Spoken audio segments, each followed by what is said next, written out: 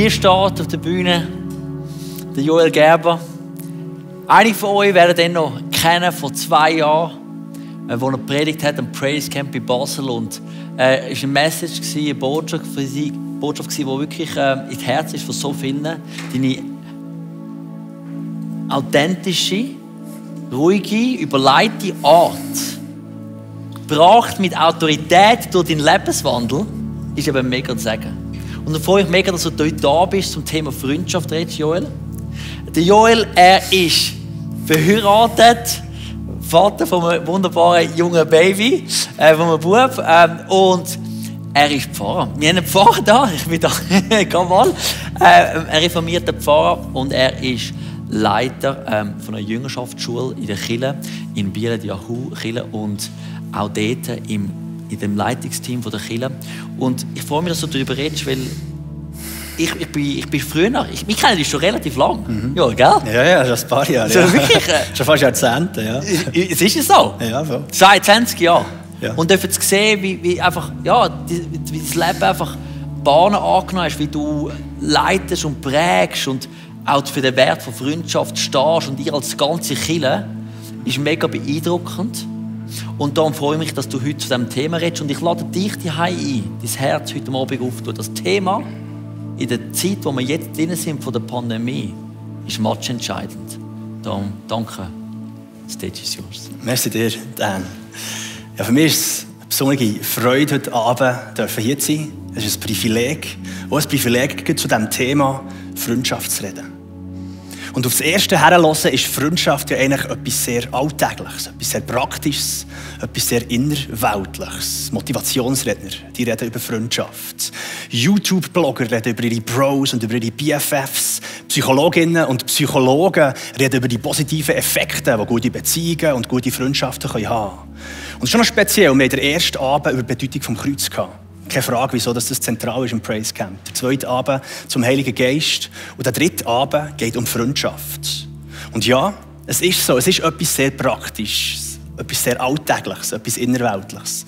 Aber gleichzeitig ist es etwas zutiefst Geistliches. Es ist meine Überzeugung, dass Freundschaft nicht einfach auch noch so eine Art von Beziehung ist, die erstrebenswert ist. So etwas, wo man sagt, da müssen wir auch noch dran arbeiten oder es wäre auch noch gut im Leben zu haben, sondern dass Freundschaft ein Geschenk ist von Gott an uns und gleichzeitig ein Auftrag. Und es ist meine Hoffnung, dass wir heute Abend diesem Geschenk und diesem Auftrag tiefer auf den Grund gehen können. Und für das werde ich euch mitnehmen, zurück zum Anfang. Wir haben am Anfang, in den ersten Kapiteln der Bibel, bezeugt den Start von all dem, was ist. Und hier ist der dreieinige Gott, der in sich selber Gemeinschaft ist. Der lebendige Gott, der aus Überfluss schafft. Er schafft eine Welt, die gewollt ist, die geliebt ist, die gut ist. 6 Mal lesen wir im ersten Kapitel von Genesis immer und immer wieder. Und Gott sah, dass es gut war. Und dann kommt der Höhepunkt der Schöpfung. In die Schöpfung hinein schafft er den Mensch. Und Gott sprach, lasst uns Menschen machen als unser Bild, uns ähnlich. Und Gott schuf den Menschen als sein Bild, als Bild Gottes schuf er ihn. Du und ich, wir sind geschaffen im Ebenbild von Gott. Und wir sind geschaffen zur Beziehung mit ihm. Gut, gut, gut, sehr gut. Das ist der ganze Rhythmus. Und plötzlich kommt in das rein. Wir können auch schauen. Es ist so, dass er sogar sagt, und Gott sah an alles, was er gemacht hatte. Und siehe, es war sehr gut. Und plötzlich kommt in das rein. Wir lesen es in Genesis 2,18. Das erste Mal plötzlich etwas nicht gut. Und der Herr Gott sprach, es ist nicht gut, dass der Mensch allein ist. Ich will ihm eine Hilfe machen. Ihm gemäß. Die Schöpfung ist da. Sie ist gut. Aber etwas fehlt. Etwas fehlt von dem, was uns ausmacht. Und Gott schafft uns ein Gegenüber. Und wir hören Adam, hebräisch Mensch, der vor Begeisterung überfließt, wo er sagt, diese endlich ist Gebein von meinem Gebein und Fleisch von meinem Fleisch. Hier kommt uns pure Freude entgegen. Hier kommt uns ein Moment entgegen, wo das Bild vollständig ist. Und was uns in diesen ganzen Kapitel, in den ersten Versen von unserer Bibel entgegenkommt, sind die grundlegenden Antworten auf die Frage, wer wir sind, du und ich, wir als Menschen und für was uns Gott geschaffen hat. Und wir haben es gestern schon gehört, eine der Antworten darauf ist, dass wir Wesen sind, wo Gott, der Geist, der Lebensatem eingehaucht hat. Wir sind also Wesen, die geschaffen sind, dass Gottes Geist in uns Einzug nimmt.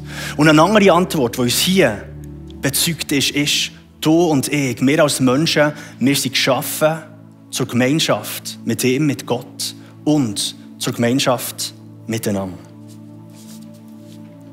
Bevor also Entzweiung und Streit in dieser Welt war, bevor Einsamkeit da war, war Freundschaft, war Einheit. Gemeinschaft ist vor Einsamkeit gekommen. Und das ist eigentlich das, was tiefst unserem Wesen entspricht. Es ist Teil von unserem Wesen, einander Helfer, Freundin, Partner gegenüber zu sein. Sagt doch das einmal einander in euren Stuben.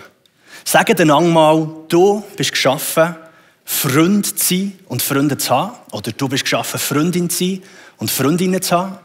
Und für alle, die jetzt allein sind, zum Beispiel die jetzt mit uns gebetet haben, macht so. Die erste Person, die euch in den Sinn kommt, nehmt euer Handy, schreibt ein SMS, Liebe oder Liebe XY. Du bist geschaffen, Freund, Freundin zu sein und Freunde zu haben. Und wer weiss, wie sie reagieren? Entweder kommt ein zu Tränen gerührtes SMS zurück. Genau das habe ich gebraucht. Du hast meine Woche verändert. Vielleicht wirst du schon blockiert, weil sie nicht wissen, was sie mit dem anfangen sollen und es komisch ist. Aber probiert es einfach mal, dass wir einander das zusprechen.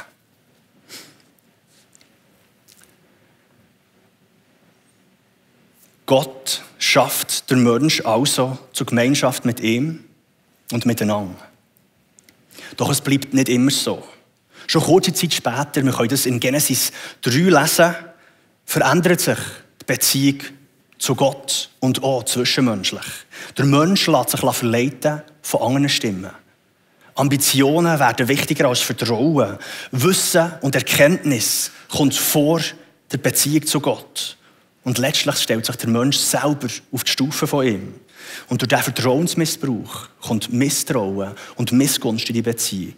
Die Beziehung wird erschüttert. Wir sehen es schon im Moment, nachdem Adam und Eva gesündigt haben. Sie verstecken sich von dem Gott, wo sie vorher noch gerade in Einheit zusammen gewohnt im Garten. Aber auch Adam und Eva finden sich in einem neuen Zustand. Es ist nicht mehr die unbeschwerte Beziehung, wo der andere nur eine Quelle von Vertrauen, von Freude und von Liebe ist, sondern etwas ist anders. In der Gegenwart fühlen sie sich unwohl fühlen voneinander. Scham nimmt Einzug. Sie fühlen sich voneinander schützen, weil sie sich bewusst werden und merken, was eigentlich in ihnen steckt und das potenziell der andere auch eine Gefahr könnte sein für sie. Wir sehen es hier in Genesis 3,7. Da gingen den beiden die Augen auf und sie erkannten, dass sie nackt waren. Und sie flochten Feigenblätter und machten sich Schurze. Sie fühlen sich voneinander entfremden, voneinander isolieren. Und das ist der Anfang von dem, wo wir, wenn wir in die Welt rausschauen, sehen. So viele Menschen, die entfremdet sind. So viele Menschen, die sich isolieren. So viele Menschen, die den einsamen Weg haben, die Beziehungen abbrechen oder meiden. Und das ist das, was die Mutter Teresa als die grösste Armut überhaupt bezeichnet. Einsamkeit und das Gefühl, unerwünscht zu sein, ist die schlimmste Armut. Und lasst uns hier kurz innehalten. Ich hoffe, die meisten von euch kennen die Mutter Teresa noch. Sie ist vor einigen Jahren gestorben. Für die sie nicht kennen, bitte tut euch mit ihr auseinandersetzen. Weil sie ist eine unglaublich inspirierende Frau.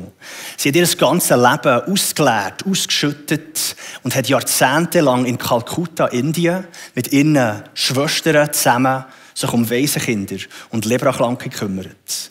Sie weiss genau, was es heisst, keine medizinische Versorgung zu haben. Sie weiss, was es heisst, weit unter dem Existenzminimum zu leben. Was es heisst, keine soziale Unterstützung haben, von Armut und von Hunger geplagt zu sein. Und sie, die das alles über Jahrzehnte erlebt hat, sagt, es gibt eine schlimmere Armut als das. Nämlich die Einsamkeit. Aber es ist so ein grosser Einschnitt in unser Menschsein.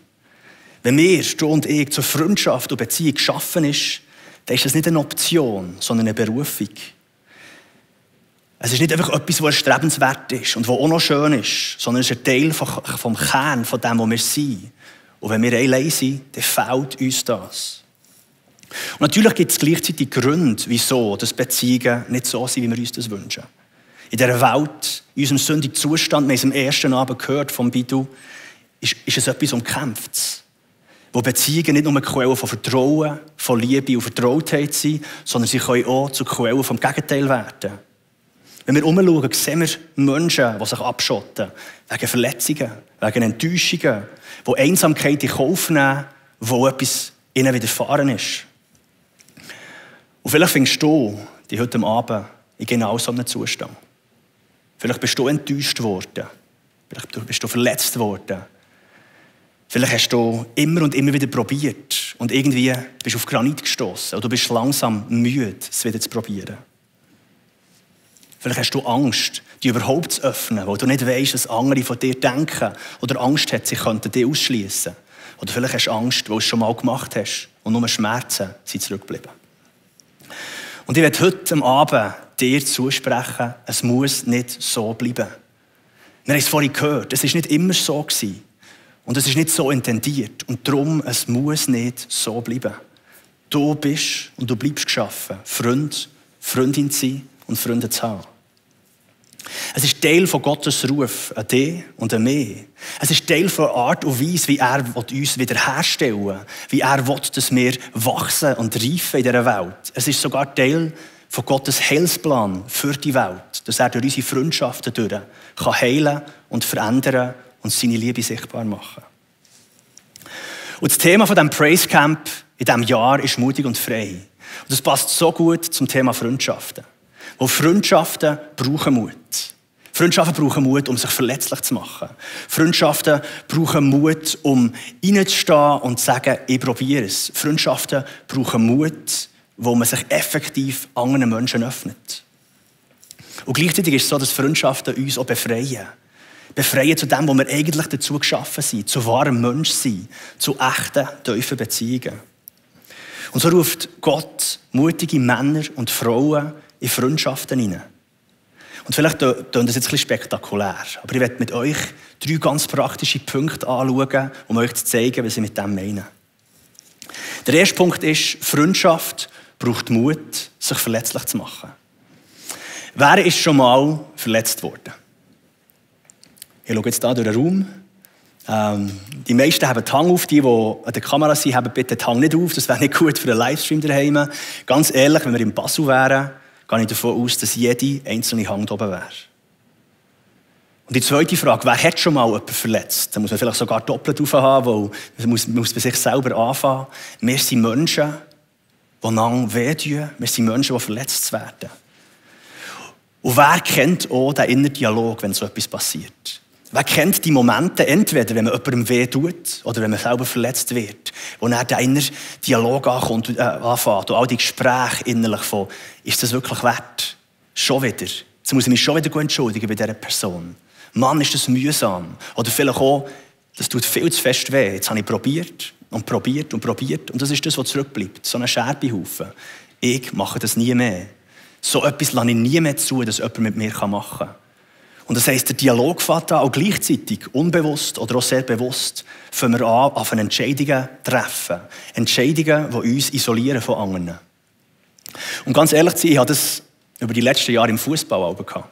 Ich bin jemand, der sehr gerne Sport macht und der mit Freunden auch Sport macht. Und es ist so, dass wenn man meine schlechteste Seite sehen will, dann muss man auch mit mir zusammen shooten. Oder so ist das in den letzten Jahren.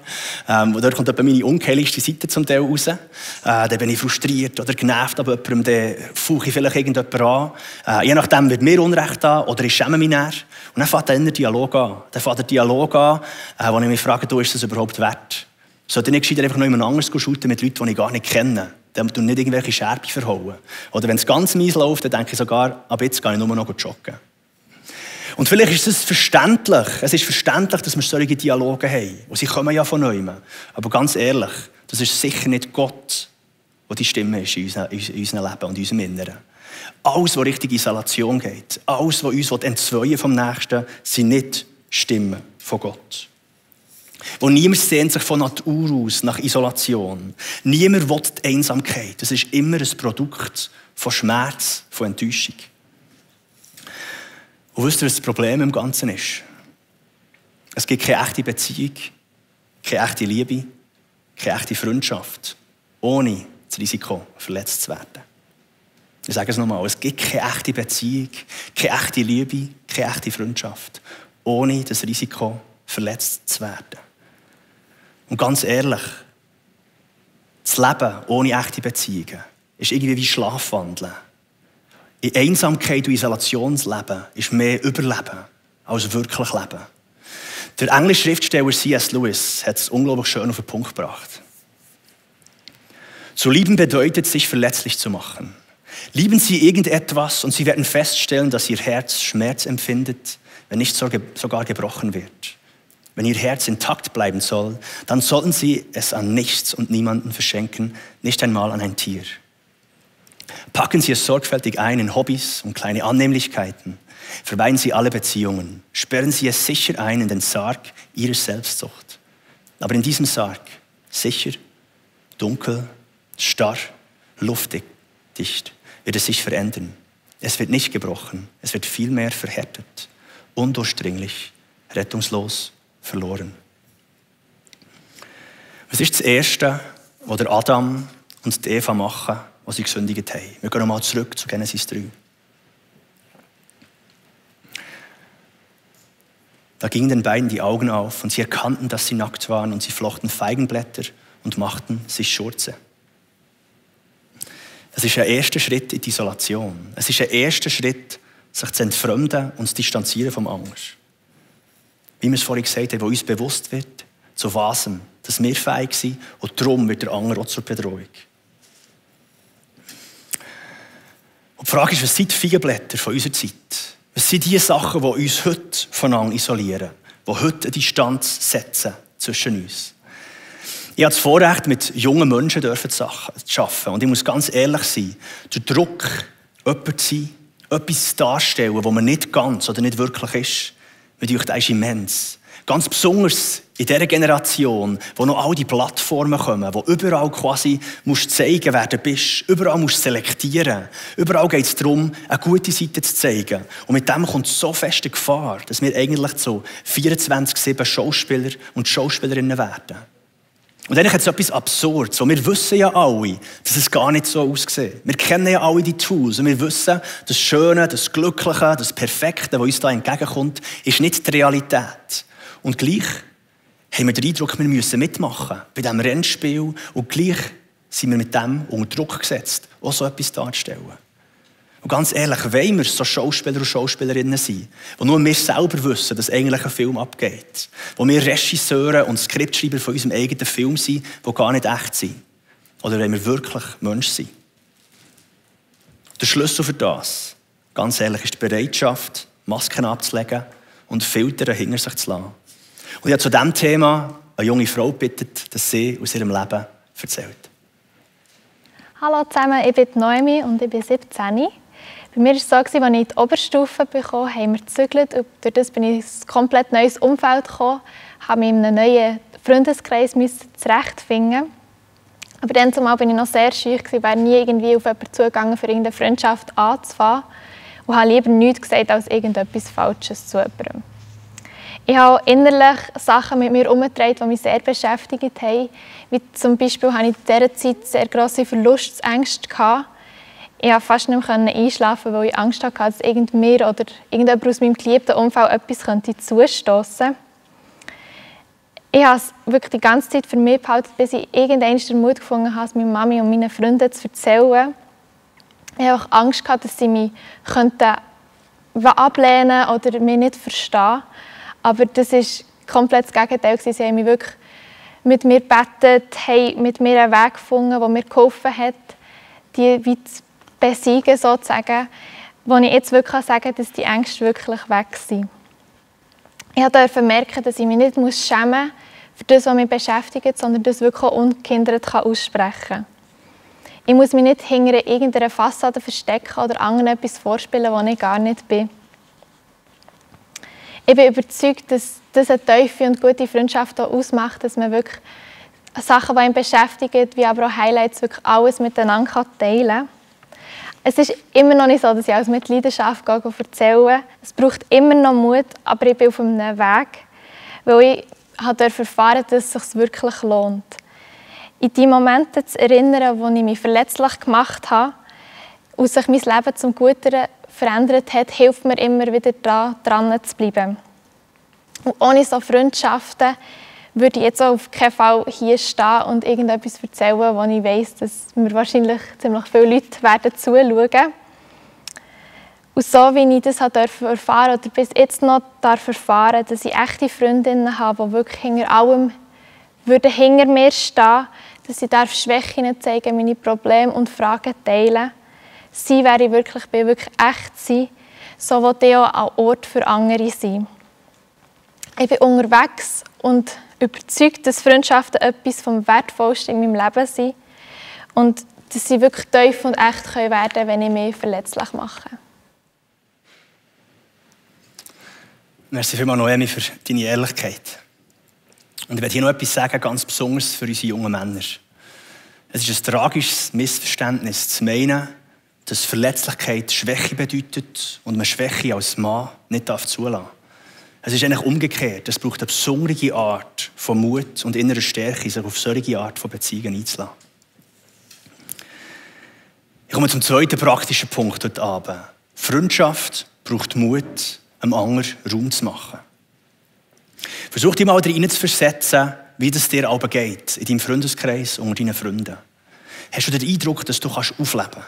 Dass du Raum hast, dass du erzählen von dem, was dir gelingt, wo du Erfolg hast, deine Fragen kannst stellen, deine Herausforderungen? Oder hast du den Eindruck, dass du dich eigentlich verstellen musst? Dass du gewisse Sachen zurückhalten musst? Dass du gewisse Sachen gar nicht darfst zum Vorschein bringen, weil das irgendwie nicht passt ins Setting? Fühlst du dich befreit oder fühlst du dich erst so, dass du eingegangen bist? Und umgekehrt, wie ist es bei dir? Hast du Freude, wenn deine Freundinnen, wenn dein Freund Erfolg hat? Hast du Freude, wenn ihnen etwas Gutes gelingt? Machst du ihnen Raum, sodass sie sich entfalten können?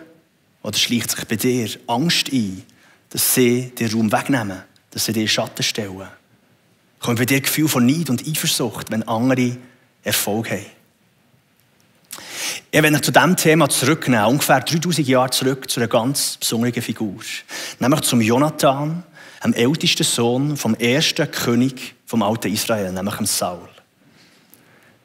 Der Jonathan hatte einen Vater, der Saul. Er ist vom Volk gewählt worden. Er ist vom renommiertesten Prophet gesalbt worden, Samuel. Und seit der Jonathan kann denken und sich erinnern kann, sitzt der Saul auf dem Thron. Und alles, was er darüber weiss, wie es eigentlich so mit sich hat, mit Sippen und alten Königsbrüchen und so, kann er davon ausgehen, eines Tages werde ich auf diesem Thron sitzen. Und wir können uns vielleicht versuchen, ein bisschen in seine Lage zu versetzen. Ein junger Mann, natürlich vielleicht hat es Stress ausgelöst bei ihm, wo er denkt, oh, so viel Verantwortung, so viele Entscheidungen. Ich kann mir aber auch vorstellen, dass man in so jungen Jahren eher die Chancen und die Möglichkeiten und die Vorteile von so etwas sieht. Das heisst natürlich die schnellsten Rosse, die grössten Häuser, die schönsten Frauen, die aerodynamischsten Streitwagen. Wo auch in dieser Zeit, wo man noch keine Porsches hatte und noch keine Privatjets, glaubt mir, die Reichen und Mächtigen haben auch schon dann gewusst, wie sie das zur Show stellen können. Es heisst, dass Leute Lieder gedichtet haben für dich und sie auch gesungen haben, überall. Es heisst, dass jeder die kennen, jeder mit dir unterwegs sein. Du konntest sagen, mach das, mach das. Und sie haben es sogar gemacht und haben dabei gesagt, ja, meine Hoheit.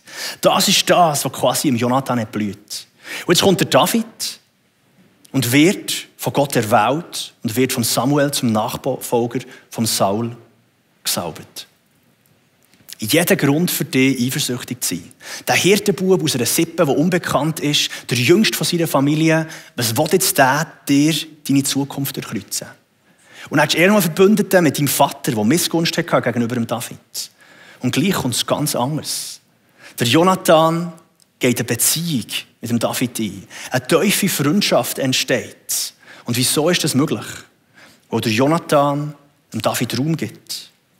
Wo der Jonathan sieht im David, was Gott in ihm sieht. Wo der Jonathan sieht, dass sein eigener Ruf, sein eigenes Leben nicht ein Entweder-Oder zum Ruf und zum Leben von David ist, sondern dass sie einen gemeinsamen Ruf haben.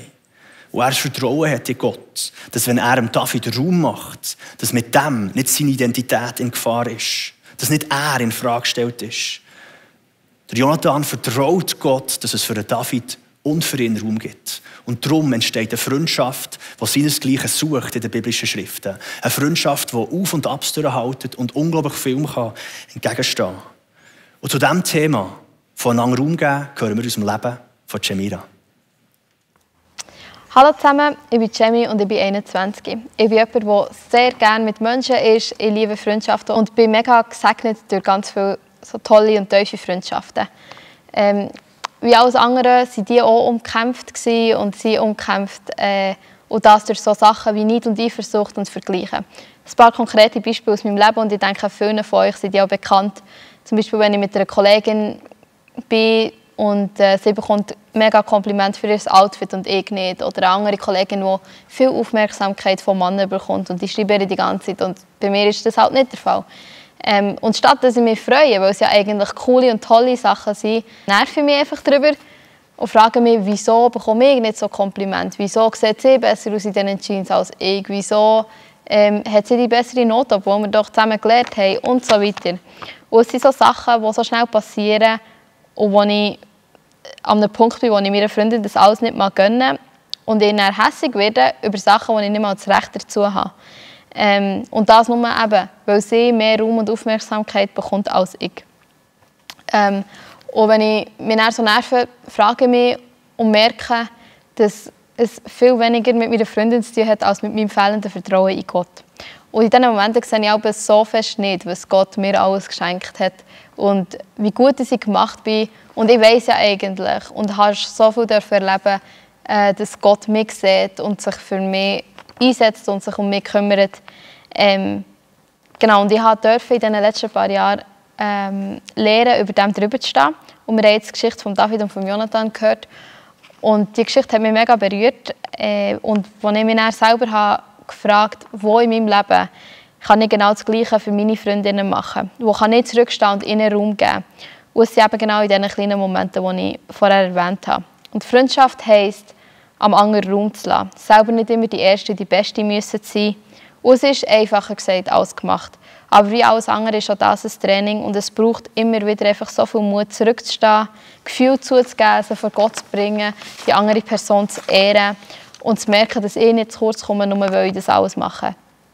Und ich bin am Trainieren und in den Momenten, wo das Gefühl oder die Gefühle eben aufkommen, dass ich dort eben extra dagegen habe, meine Freundin noch dazu ermutigen, ein Kompliment geben und einfach wegschauen von mir selber. Und ich bitte Gott immer wieder, dass er mir hilft, die anderen mit seinen liebenden Augen zu sehen, dass mein Konkurrenzblick auch immer wie mehr verschwindet. Weil ich möchte eine Freundin sein, die sich am Gelingen der anderen freut, in einen Raum gibt und dabei Gott vertraut, dass ich nicht zu kurz komme.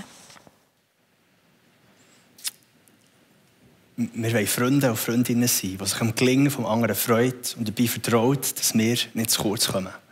Dass wir einander nicht als Konkurrenten sehen, die einander in den Schatten stellen und Raum wegnehmen, sondern als Leute, die von Gott berufen sind. Und wir wollen einander Raum machen. Und Gott vertrauen, dass es genug Raum gibt für uns nebeneinander. Freundschaft freut sich also am Gelingen des anderen und er will und sie will das Beste für den anderen. Und mit dem kommen wir zum dritten praktischen Punkt. Freundschaft braucht Mut, um den anderen nicht sich selber zu überlassen. Ich glaube, viele von euch kennen die Redewendung, bleib so, wie du bist. Oder vielleicht noch ein bisschen zugespitzt, bleib genau so, wie du bist. Und ganz ehrlich, wenn ich mir das so überlege, ich wünsche das niemandem. Wenn ich denke, dass ich gleich wäre wie mit 16 oder mit 21. Also vielleicht ein bisschen als Kontext, ich habe meine 30er jetzt überschritten, also meine Jugendzeit liegt in weiter Vergangenheit und ich bin an einem Punkt, wo wenn ich zurück schaue und denke, gleich wie 16 oder 21, würde mir das unglaublich traurig machen. Natürlich jetzt sportlich gesehen, dass ich quasi noch so fit wäre mit 21 und nicht immer zum Physio müsste und nicht immer Muskelkater hätte, das wäre wunderbar. Aber ich meine jetzt im Charakter und der Reife. Wenn das so wäre, dass ich gleich wäre wie mit 16 oder mit 21, dann müsste ich ganz ehrlich zugestehen, ich habe nicht gute Freunde. Und Freundschaft heisst auch, der andere nicht, sich selber zu überlassen, einander zu Wachstum und Reifeprozessen anzuspornen. Es heisst, die blinden Flecken beieinander aufzuzeigen und einander teilzuhaben, sodass wir verändert werden können. Es ist eine Lüge von unserer Zeit, dass wir einander genau so sein lassen, wie wir sind. Und natürlich auf einer Ebene stimmt das. Ich meine, eine Freundschaft heisst, wir nehmen einander an und wir stellen nicht einfach Bedingungen im Sinne von, ich bin dein Freund, wenn du 12 Kilo abnimmst und wenn du deinen Lieblingssport oder Club oder deine Lieblingsband ändern oder wenn du mit diesen 2, 3 Leuten auch noch deine Beziehung abbrichst. Solche Bedingungen gehören nicht in eine Freundschaft. Aber gut auf einer anderen Ebene geht es sicher nicht darum, dass wir einander so lassen, wie wir sind. Wer von euch ist harmonisch? Wer ist also jemand, wo sehr schnell unangenehm wird, wenn irgendwann eine Spannung aufkommt? Wenn man merkt, hier gibt es einen Disput oder eine Meinungsverschiedenheit. Wer würde lieber nichts sagen, als so eine Spannung in Kauf nehmen? Wer würde lieber die Harmonie behalten und dabei halt vielleicht auch gewisse Sachen, die nicht in Ordnung sind, gar nicht ansprechen? Ganz ehrlich, tut euch darauf einstellen, bei einer guten Freundschaft gehört es dazu, und es ist sogar ein Muss, dass wir manchmal Disharmonie in Kauf nehmen und etwas ansprechen, gerade weil wir unsere Freundin und unseren Freund lieben. Und ich für das ein Beispiel aus einer Serie, ich weiss nicht, ob ich zu alt bin und diese gar nicht mehr kennt, aber ich denke, einige von euch kennen sie noch, nämlich How I Met Your Mother. Und es ist jetzt nicht so, dass ich würde sagen, schaut die Serie und die zeigt euch alles wichtiges Zeug über euer Leben oder so. Es ist nicht, dass ich allgemein Werbung mache für die Serie. Die hat ihre Auf- und Abs, aber es gibt etwas in dieser Serie, das ich wunderschön finde. Es ist ein Freundeskreis, der zusammen in New York wohnt. Und sie haben so einen Brauch, nämlich wenn jemand schlechte Entscheidungen trifft. Eine Serie von Entscheidungen, die sie als Freundeskreis stört, aber nicht nur wegen ihnen selber, sondern weil sie wissen, diese Person, wenn wir ihr grössere Bild und ihren grösseren Weg und ihre Ziele anschauen, will die Entscheidungen auch nicht. Es geht sozusagen entgegen dem, was sie eigentlich herkommen will. Und dann machen sie so etwas, was sie Intervention nennen. Sie laden die Person einladen, sie hocken als Freundeskreis her und sagen, stopp, Intervention, wir müssen etwas ansprechen. Die und die Entscheidung ist nicht gut. Für dich, für unsere Freundschaft, für die zukünftigen Weg. Und ganz ehrlich, es ist etwas unglaublich Liebevolles, dass sie das machen. Und so Disharmonie, ansprechen, Feedback geben, hat immer ein Risiko in sich. Es ist mit Schmerzen verbunden. Es braucht Mut, weil es schief gehen kann. Wir reden hier von echten Leben, von echten Menschen, von echten Storys. Aber nur so entsteht Wachstum und nur so entstehen echte Freundschaften, die einander weiterbringen. Und ich habe Sam gefragt, ob er zu diesem Thema aus seinem Leben erzählen wird. Hey, ich bin Sam, bin 23, ich komme aus Nidau. Ich war schon immer ein Mensch mit vielen Ideen, begeistert für Neues, voller Interesse für viele verschiedene Sachen. In meiner Jugendzeit hat es geheißen, dass ich viel ausprobieren wollte, viele Dinge nachgejagt bin und mit vielen verschiedenen Menschen unterwegs war. Mehr und mehr habe ich jedoch gemerkt, dass ich jemand bin, der andere braucht, der nicht nur Good Times mit mir will, sondern tiefer an meinem Leben anteil nehmen will. Ich habe in den letzten Jahren gemerkt, dass echte Freunde diejenigen sind, die mich herausfordern, wo wir auch mal reinreden dürfen, weil sie etwas aus einem anderen Blickwinkel sehen. Eben, weil sie mich genug gut kennen, können sie das auch. Weil meine Begeisterung für vieles kann eine Schwäche sein. Ich kann schnell mich in diesen Optionen verlieren, schnell zu halbguten Sachen Ja sagen und dann durch Übermut Zeit verschwenden, an 1000 Sachen aufteilen und durch das dann die wichtigsten aus dem Blickwinkel verlieren.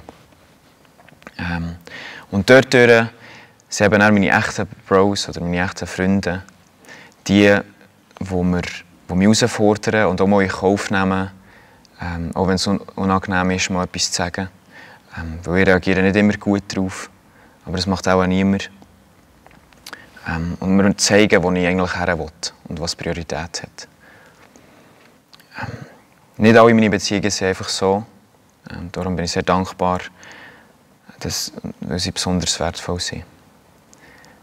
Echte Beziehung heisst also, ich werde herausgefordert in den Bereichen, die ich noch nicht so gut im Griff habe. Ich bin selbst auch aktiv und gehe auf meine Freunde zu. Ich kann darauf vertrauen, dass meine Umgebung mich aufmerksam macht, wenn ich Ziel aus den Augen verliere oder wenn ich nicht mehr fokussiert bin auf die Sachen, die ich eigentlich will Und sie können darauf vertrauen, dass ich das bei ihnen mache. Und jedes Mal, wenn ich das erlebe, ist mein Vertrauen stärker geworden und meine Freundschaft tiefer.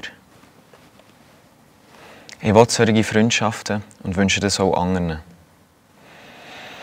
Wo man einander sich nicht selber überlässt, wo man Harmonie nicht vor Echtheit stellt, wo man sich einen Spiegel vor anderen halten kann, weil man ihn gerne hat. Und genau so ein Freund wollte ich sein. Ein echter Freund. Freundschaft heisst, Harmonie nicht vor Echtheit zu stellen. Als vor einigen Monaten die traurige Geschichte in den USA vom Pastor, von dem charismatischen Pastor Karl Lenz ist rausgekommen, da waren meine ersten Gedanken nicht irgendwie urteilen. Was hat jetzt der gemacht? Und wie kann der nur? Wie kann er Leute enttäuschen? Sondern meine erste Frage war ganz ehrlich, was waren seine Freunde? Was waren die Leute, die eigentlich mit ihm unterwegs sind, die ihn spiegeln können, die Sachen ansprechen können? Und das ist nicht eine Entscheidung, sondern das sind viele Entscheidungen. Und bei mir hat es die Frage ausgelöst, wer sind meine Freunde, die mich aufwecken würden? Und wie kann ich hier und jetzt in diese Freundschaften investieren? Wie kann ich anderen teilhaben an meinem Inneren, an meinen Gedanken, an meinen Herausforderungen, dass sie ihre Sicht reingeben können, dass sie mich spiegeln, mich ermutigen und warnen? Wie kann ich andere Perspektiven neben meiner eigenen zulassen? Lasst uns Menschen sein, die hier und jetzt, auch in guten Zeiten, kämpfen für solche Freundschaften, sodass wir in schwierigen Zeiten nicht uns selber überlassen. Und vielleicht tun das für dich daheim nach viel Arbeit. So viel zu tun für Freundschaft. Und ja, natürlich, es ist etwas, wo man darum kämpfen oder daran arbeiten muss.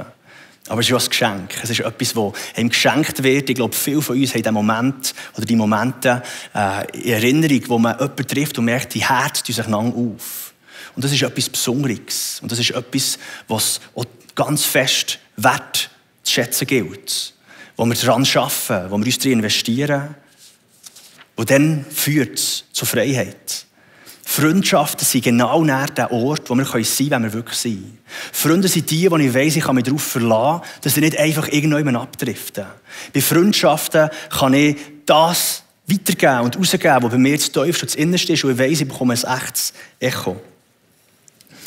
Und ich werde zum Schluss noch zum Thema Berufung reden. In der Arbeit mit jungen Menschen hat das Wort Berufung oft so eine Aura, ist ein schillernder Begriff. Was ist meine Berufung? Und dann gibt es das Grosse außerhalb von uns. Wenn wir die biblischen Schriften anschauen, leben wir eigentlich alle schon Berufung. Oder sind sicher gerufen, ganz konkret dort, wo wir sind, Berufung zu leben. Was ist das, was Gott uns dazu ruft? Zur Gemeinschaft mit sich.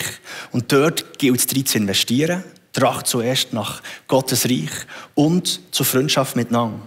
Jesus selber sagt, im Johannes 13, an eurer Liebe zueinander wird jeder, oder in anderer Übersetzung die Welt, erkennen, dass ihr meine Nachfolger seid. Also nochmal, es ist viel mehr als einfach etwas zwischenmenschlich und etwas, was uns gut tut. Es ist eine Art und Weise, wie Gott in die Welt hinein will, wird und tut wirken. Es ist eine Art und Weise, wo er uns so vorangeht. Wenn wir Jesus sein Leben anschauen, ist er der, der sich ultimativ verletzlich gemacht hat, bis zum Letzten. Der nicht aufgehört, auch dann, wenn er enttäuscht ist worden, sich verletzlich zu machen, sich aufzutun, alles mit seinen Jüngern zu teilen. Er war der, der immer wieder Leute aus der Isolation gerufen hat, auch dann, wenn sie abgeschottet, auch dann, wenn sie Nein gesagt haben. Er ist nicht müde geworden. Und er ist der, der seinen Jüngern ultimativen Raum hat gegeben, der sie quasi heranwachsen und am Schluss, Petrus und der Jünger sagt, hütet meine Schafe. Ich gebe das, was der Vater mir gegeben hat, an euch weiter. Berufung fängt also dort an, wo Gott uns hineingestellt hat. Und es ist eine Art und Weise, wie er uns beruft in dieser Welt, dass er uns zu echten Freunden füreinander werden will. Wir werden jetzt in eine Zeit hineingehen, wo wir dann einen Moment von Stille haben. Wir werden zuerst noch mit uns beten, dann werden wir einen Moment von Stille haben. Und ich lade euch dazu ein, dass ihr nochmal dem nachgeht, welches von diesen Punkten, wo ist Gott mit mir heute Abend besonders dran. Freundschaft ist etwas Zentrales. Und Freundschaft ist etwas, wo wir dran arbeiten können, wo wir etwas machen können, wo wir Schritte tun können. Und das wollen wir heute Abend machen. Ist es vielleicht im ersten Bereich, in dem Bereich, was darum geht, sich wieder verletzlich zu machen? Hast du Entscheidungen getroffen? in deinem Leben und gesagt, nie mehr. Mein Herz lasse ich nie mehr anders her. Hast du dich isoliert? Hast du gewisse Verletzungen, die mit dir drehst, wo du weißt, dass die bis heute einen grossen Einfluss auf deine Beziehungen oder eben auf die Unmöglichkeit eure Beziehungen haben? Bist du lieber allein, wo du denkst, das andere ist zu schmerzhaft? Dann ist es vielleicht heute Abend ein Moment, wo Gott dein Herz anstoßen und sagen, mach einen Schritt. Ich will dir neu Heilung schenken und ich will dir neue Beziehungen rufen. Oder merkst du, dass das ganze Thema Raum machen, in der anderen nicht eine Konkurrenz sehen, etwas ist, was eine Gefahr ist für deine Freundschaft und Beziehungen? Merkst du, dass du jemand bist, der vielleicht andere fast ein bisschen erstickt, wo du ihnen keinen Raum gibst, wo Neid und Eifersucht gegenwärtig ist? Oder merkst du, dass es etwas ist in eurem Freundeskreis, das ihr gar nicht wirklich ansprecht, aber wo einander quasi dumm behaltet und gar nicht einander Raum gibt? Und hat das vielleicht mit Misstrauen zu tun, wie es Jamie gesagt hat, wo man nicht Gott ganz vertraut, dass er etwas für ihn hat? Oder ist der dritte Punkt, der dich ganz besonders anspricht, das ganze Thema von Echtheit. Wenn wir von Freundschaft reden, dann wollen wir nicht etwas Oberflächliches. Dann wollen wir nicht einfach Bekanntheit, nicht einfach Kollegen sein, wo man mal ein bisschen selektiv darüber redet. Freundschaften heisst, wir wollen lange am Leben teilhaben und durch das kann Gott uns und einander verändern. Und vielleicht merkst du, ich wünsche mir das mehr. Ich werde jetzt mit uns beten und dann haben wir eine Zeit von Stille. Und frage einfach Gott, wo willst du, dass ich heute Abend einen Schritt mache? Heiliger Geist, der, den wir einladen dürfen und du kommst, wo du treu bist und wo du willst, unter uns und in uns wohnen. Wir laden dich ein, dass du kommst und dass du redest zu jedem, zu jeder Einzel. Komm, du stoßt du das an, was du heute Abend parat hast für uns. Wir laden dich ein, wir vertrauen dir, dass du redest und dass du liebevoll uns zu etwas Neuem berufst. Amen.